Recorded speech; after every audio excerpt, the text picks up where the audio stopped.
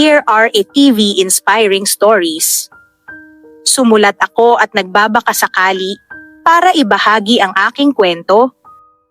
Hiling ko lang po na sana ay huwag niyo akong husgahan sa kung anuman ang ibabahagi ko.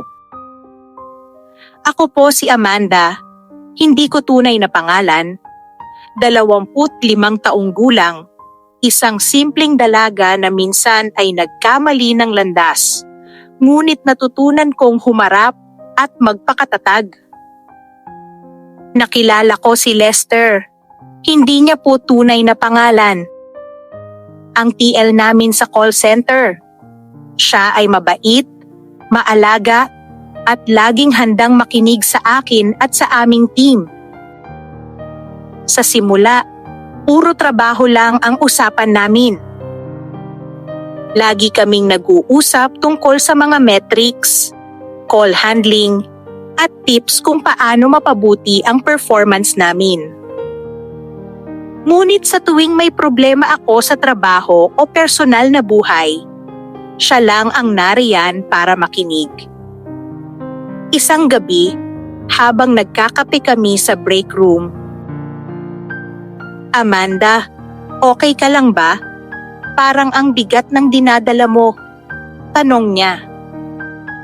Ngumiti lang ako at sumagot, "Kaya ko naman po, Sir Lester."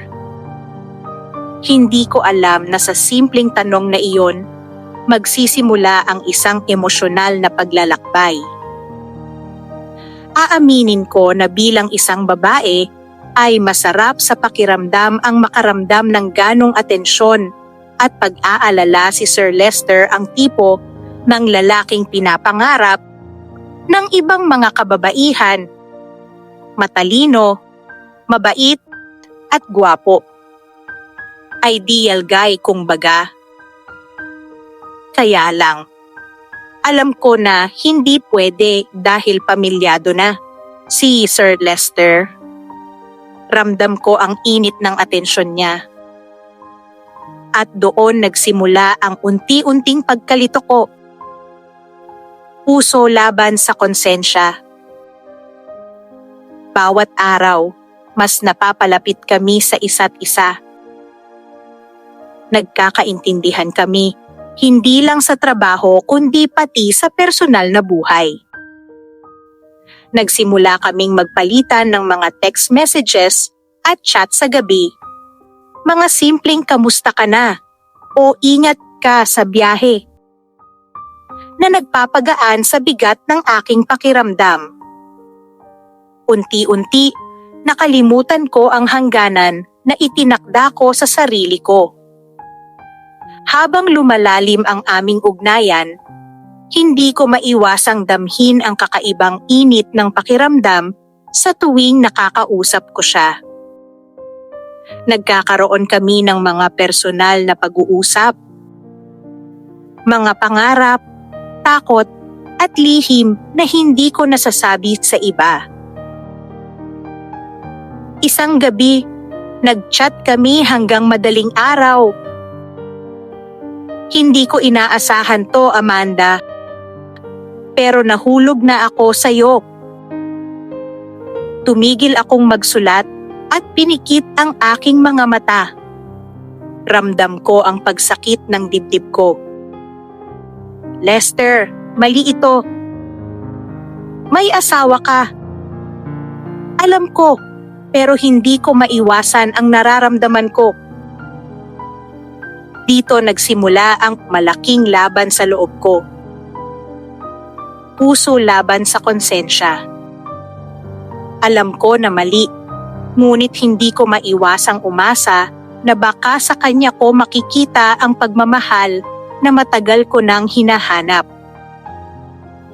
Ang bawat ngiti niya, bawat salita ng pangunawa ay nagdudulot ng saya sa akin, pero kasabay nito, ang guilt ay lalong lumalaki. Isang gabi, habang nag-iisa sa kwarto, naramdaman ko ang kakaibang sintomas.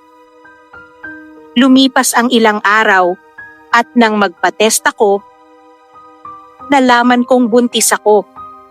Hindi ko alam kung anong gagawin. Nang sabihin ko kay Lester, nanlumo siya. Lester, may dapat kang malaman. Buntis ako. Ano na? Ngayon ang gagawin natin, natatakot ako, Lester. Pananagutan kita, Amanda. Pero hindi ko alam kung paano haharapin ang lahat ng ito. Hindi ko maipaliwanag ang halo ng emosyon ko. Takot, panghihinayang at labis na pagkalito. Ang guilt ay mas lumala at sa dami ng stress, dinala ako sa ospital. Doon ko ramdam ang bigat ng responsibilidad at kung gaano kahirap ang lahat. Napakabigat ng mundo sa dibdib ko at napaiyak ako ng tahimik. Iniisip kung paano ko haharapin ang anak ko sa hinaharap. Kinausap ko siya sa huli bago ako tuluyang lumayo. Hindi na pwedeng ganito, Lester. Kailangan nating maghiwalay kahit masakit. Kung mahal mo ako, hayaan mo akong umalis. Ito ang tama para sa lahat. Lalo na sa anak na darating. Doon ko napagtanto. Minsan, ang pagmamahal ay hindi sa paghawak, kundi sa pagbitaw. Kahit gaano man kita nahulog sa damdamin, kailangan mong piliin ang tama, lalo na kung may buhay na nakasalalay sa iyong desisyon.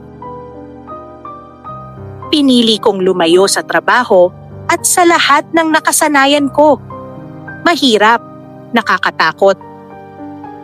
Ngunit kailangan kong iligtas ang sarili ko at ang bata. Nagsimula akong muli sa simpleng trabaho, maliit ang sahod, pero tahimik ang konsensya. Maraming gabi na umiiyak ako sa pagod, sa stress, at sa takot na baka hindi ko kayanin. Ngunit paulit-ulit kong sinasabi sa sarili ko, kakayanin ko ito. Para sa anak ko, kailangan kong tumayo. Habang lumilipas ang mga buwan, natutunan kong mag-adjust sa bagong buhay. Kailangan kong alagaan ang bata, magtrabaho ng doble, at minsan ay harapin ang pangungutya o tsismis. May mga gabi na napapaisip ako, bakit ko kailangang harapin lahat ng ito mag-isa?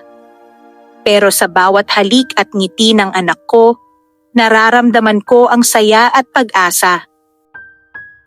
Unti-unti, natutunan kong unahin ang anak ko at ang mental health ko. Natutunan kong humingi ng tulong sa mga kaibigan at pamilya. Hindi ko kailangang dalhin ang bigat ng mundo mag-isa. Natutunan kong mag-budget, magplano ng future, at alagaan ang sarili ko para sa bata. Nagsimula akong makita ang liwanag sa kabila ng dilim. Natutunan kong hindi hadlang ang kahirapan para maging mabuting ina. Unti-unti, naramdaman ko ang pride sa sarili ko na kahit mahirap, nagagawa kong mabuhay ng tama para sa anak ko. Sa lahat ng makakabasa ng kwento ko, huwag ninyong ipagpalit ang panandaliang saya sa pangmatagalang sakit. Kapag mali, matutong umatras. Kapag nahulog, matutong bumangon. Kahit gaano kahirap, may liwanag sa dulo ng madilim na landas. Lubos na gumagalang. Amanda,